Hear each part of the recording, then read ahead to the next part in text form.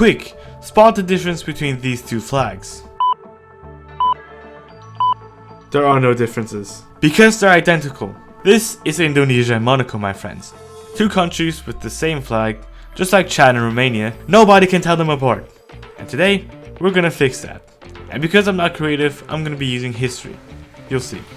But to use history, we've got to understand it. So let me give you a quick history lesson with historical flags, of course.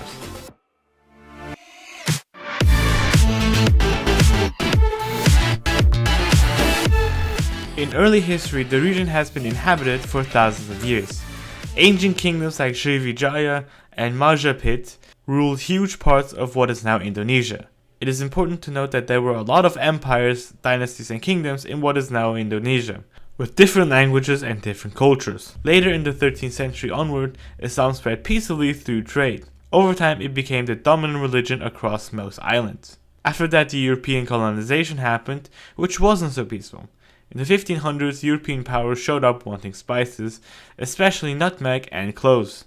Ultimately, the Dutch took control, ruling the region as the Dutch Indies for centuries. Fast forward the clock and we're now in the Second World War, where Japan occupied the Dutch Indies. After Japan's defeat, nationalist leaders Sukarno and Muhammad Hatta declared independence on August 17, 1945. It wasn't that easy though. Indonesia fought diplomatic and military battles until the Dutch finally recognized independence in 1949. This was also the first time an independent and united Indonesia existed. Unlike China, for example, where the different dynasties became one, in China's case the Qing dynasty, before colonization. The Dutch East Indies were still those different empires, dynasties and kingdoms, but all under Dutch rule. In modern-day Indonesia, Sukarno became the first president, later replaced by Suharto, whose rule lasted until 1998. Indonesia has since grown into a vibrant democracy and is today the fourth most populated country with a fast-growing economy. Now that you've got the basic understanding of the history, let's get on with the design process for Indonesia. I wanted to keep white and red as the only colors because it was used by a lot of dynasties and stands for purity of intentions and connection to the archipelago's shared history. Now Indonesia's flag history is kinda a blur. It's just flags of all dynasties, then the colonial flags, and then bang, the current one. But we'll make do, because Indonesia has this thing called Pancasila, which is basically the official philosophy of Indonesia with 5 principles, which are believe in a God, just and civilized humanity, the unity of Indonesia, democracy led by wisdom, and social justice for all Indonesians. To symbolize this, I decided to add a pentagon. Now after looking at the flags of the different dynasties, I found these swords, and upon further research, I found it's called a keris, which is an iconic Indonesian weapon, which stands for bravery, spiritual strength, and cultural identity, which is in line with the Pancasila philosophy. So I added 2, one on each top side of the pentagon, with blades facing each other to symbolize unity. And finally, I added the eagle from the coat of arms, which is called a Garuda, which is also iconic for Indonesia, and an Islamic moon because Indonesia is Muslim. Now, usually this would be the part where I show the flag, but I'm gonna save that to the end. For now, let's do the history and design for Monaco. In early history, Monaco was used by the Phoenicians and Greeks as a trading and travel stop along the Mediterranean coast. The region was settled by ancient Ligurians and later controlled by the Roman Empire. In 1297, Francois Grimaldi from the Grimaldi family, which were a noble family in Genoa with a lot of power, captured the fortress of Monaco, which is a Genoese fortress.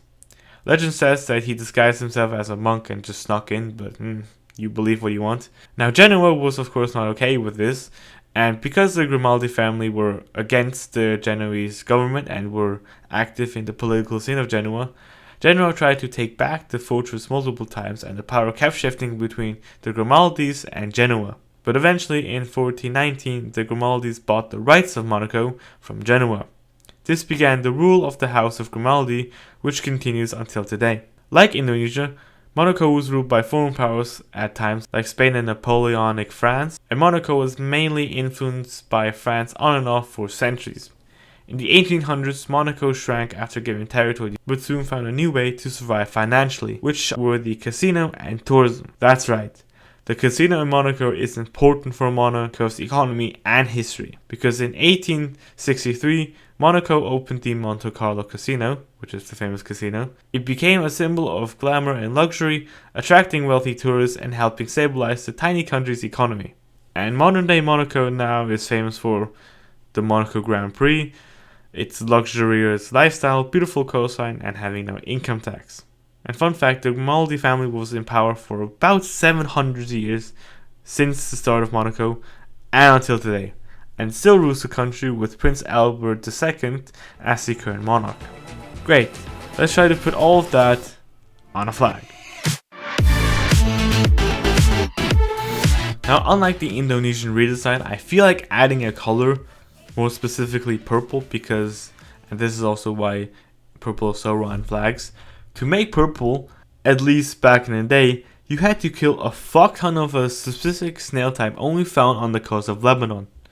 That's why it stands for wealth and royalty, because only kings and important and rich people had it. Now, same as Indonesia, Monaco's flag history isn't great either.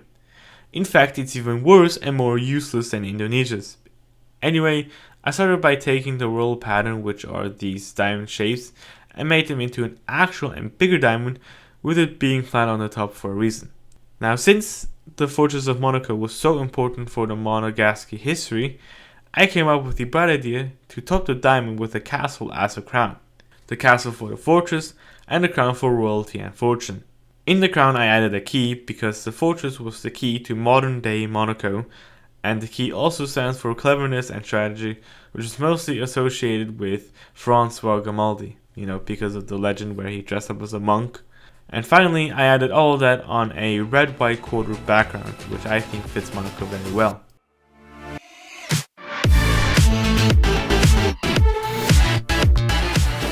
And now, lads, it's time for the final reveal.